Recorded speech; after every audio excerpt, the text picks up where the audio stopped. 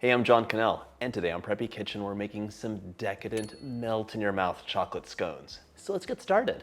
First off, preheat your oven to 400 degrees Fahrenheit. This recipe is pretty quick. Now, in a large bowl, we're going to combine the dry ingredients, starting with the all-purpose flour. 2¼ cups or 270 grams. I'm sifting this today because the recipe, of course, has cocoa powder, and that tends to be really clumpy. I also want ½ cup of cocoa powder, that's 50 grams, and it's up to you if you want to use natural cocoa powder or Dutch processed. I'm using Dutch processed today because it gives you a fudgier baked good. And you can see this is Clump City. 1/4 cup of sugar to sweeten things up and soften the dough, 50 grams. 1/4 teaspoon of salt for some contrast. And to puff things up, 2½ teaspoons of baking powder. 1, 2, and a half. And I have to tell you, these scones are gonna be so lovely.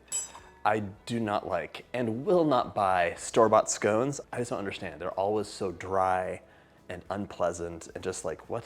Why is this being sold to me? This is a trick. Homemade scones are totally different. They're buttery, flaky, melt in your mouth. They're moist. It's lovely and a perfect pairing for coffee or a cup of tea or just a grab-and-go snack. See, a little sifting and all I have left here are Cocoa Rocks. Press those through with a spoon. The scale's done, so let's grab a whisk and mix it up. It smells so good already, and I haven't even added the butter or cream. So these scones are gonna have a lovely buttery texture thanks to some butter, specifically ½ cup or 113 grams of cold, unsalted butter. We can't just chuck this in though, we have to cube it up first. We're gonna cube this up, and the secret really is for the butter to be cold. So unlike when you're making a cake, for example, a pastry would use cold butter because you want those little pieces to stay distinct and not be totally worked into the flour. Once your butter is all cubed up, you just plop that in there. And try to give the butter some space so it's not just falling in one giant clump. Most of the time when we're making a scone, I would use my clean fingers just to work the butter into smaller pieces. Because of the cocoa powder, my fingernails would be a disaster afterwards, so I'm using a pastry blender. We're going to use that to cut into the butter and have smaller pieces. A pastry blender is also great if you run hot. Like I happen to have very cold hands, which are perfect for making pastry, but if your hands run hot, that butter's gonna start melting way too quick, and a pastry blender is really nice. We want our butter to be about pea-sized, so just keep track and see where it's at. By the way, if you like my videos, go ahead and hit that subscribe button. There's 2 new recipes every single week. By keeping these larger pieces of butter, when they bake up in the oven, they'll kind of like steam up, form these little distinct layers and pockets, and give you that wonderful texture. That's where the crispness comes from, really. Or the short texture, where things just kind of like melt in your mouth, as opposed to like a chewy texture. Okay. My butter is nice and pea-sized, so now we're gonna add 1/3 cup of chocolate chips and just work those in. Use a spatula just to mix them up a bit. 1½ cups of cold, heavy whipping cream right in. This is the secret ingredient that like just holds it all together. It adds a lovely richness. You can work this together with a spatula or fork until a shaggy dough forms. Any good scone is gonna look like a disaster when it's done mixing. It's gonna be really messy, and that's where the shagginess comes from. You don't wanna overwork the dough because that'll develop the gluten and you'll have a less melt in your mouth baked good. The 1 cup of cream is really a starting point. So at this point, we're gonna take a look, and this looks way too dry. So technically, if you squeeze it together, it holds its shape, but I want my mixture to be a bit shaggier, so I'm gonna add in an extra drizzle of cream. I have 1/4 cup here measured, so adding about a tablespoon at a time until it looks shaggier.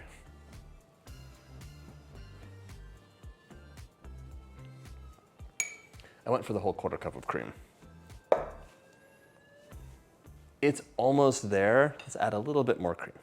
Honestly, this is often by feel because things like the humidity, how accurately you measured your flour, all the stuff works together. So whenever you have a dough, there's often some leeway for the amount of water or liquid that you're adding. Here, with about 1.25 cups of cream, I have a shaggy mixture. It's fairly wet and it holds together, but is also rough. My dough is ready to turn out onto the countertop, so go ahead and lightly flour. Dump it out. And we're gonna shape this into a rectangle, so press, press, press. Shape it into a square, and now we're going to cut it in half. Stack it up, and I'm using a bench scraper as it's the easiest thing. If you look inside, you can see lovely little dots of butter hither and thither. Place it over the top, and we're gonna pat this down again, back into a square or rectangle.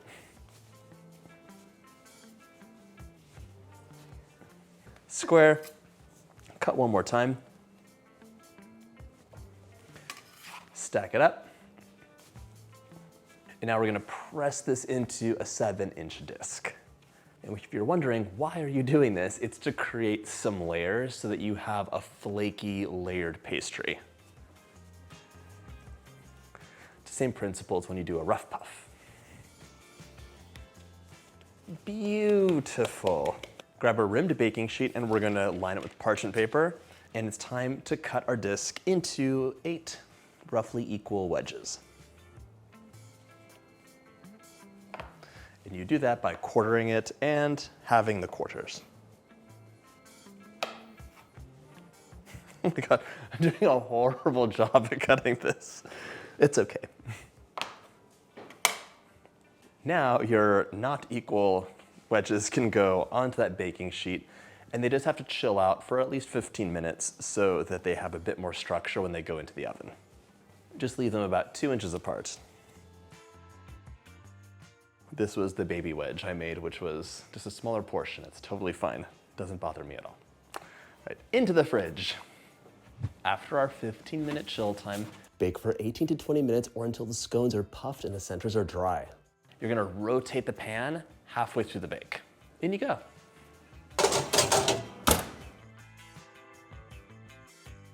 Once your scones are basically cooled, we can make a delicious and really easy chocolate glaze. 1 cup of powdered sugar into a small bowl, that's 120 grams. 2 tablespoons of cocoa powder, 1, 2, along with 2 tablespoons of milk, and half a teaspoon of vanilla. Just a little bit. Our scale's done. We're gonna whisk this up until it's nice and smooth, and if needed, you could add a little bit more milk, but it should be fine. By the way, these scones keep for 4 days in an airtight container, so you don't have to eat them all right away. You can enjoy them over the course of the week. This is nice and smooth, but I want it just a little bit thinner so it'll drizzle over the top. So I'm just gonna add an extra teaspoon of milk.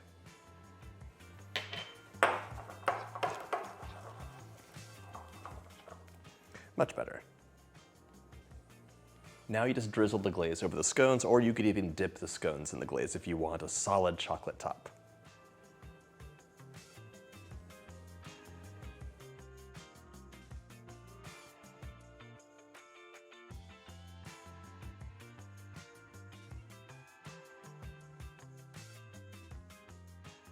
If desired, you could finish these off with a sprinkling of flaked sea salt. And just like that, they're ready to enjoy.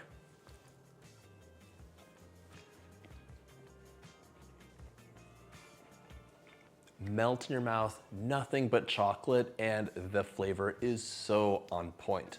I hope you get a chance to make this easy, decadent dish, and if you like my videos, go ahead and hit that subscribe button and check out my chocolate playlist.